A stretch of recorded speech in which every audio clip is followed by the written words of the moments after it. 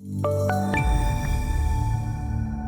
S&Ps end the week pushing higher on stronger bank earnings and stronger than expected retail sales, taking those E-minis up as high as 44.67.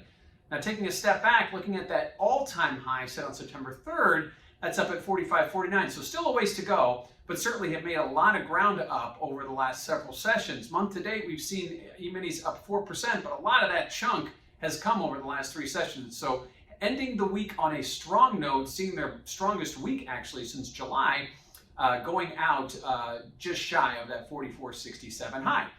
Now, what does that mean for volatility? Well, the VIX index, which had been settling and trading north of 20, that's a key line in the sand for the VIX, going back over the last month. Last week was the first weekly settle we saw below 20, and today that continues. So we had two weekly settles in a row below 20 after seeing roughly four above 20 the four prior weeks. So volatility has come way down. That inverse relationship between price and vol remains intact. So as equities continue to make new highs, not new all-time highs, but new highs, we see volatility slump, and that's exactly what we did. So volatility down, equity indices up. That hasn't changed. Lastly, what do we have next week? Well, we're going to get some data. We have housing data coming out.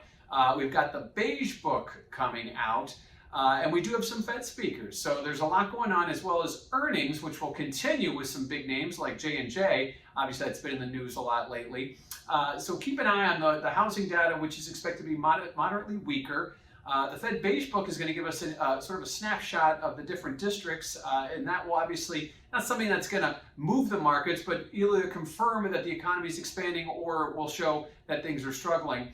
And lastly, we do have a couple of Fed speakers I want to point out. Mr. Bostic from the Federal Reserve Bank of Atlanta will be speaking next week. Now, he spoke this week, and he talked about inflation maybe not being so transitory. So that's obviously a line the Fed has used a lot over the last several months. It'll be interesting to see if he follows that up. Lastly, on Friday, we're going to get a chance to hear from Chairman Powell.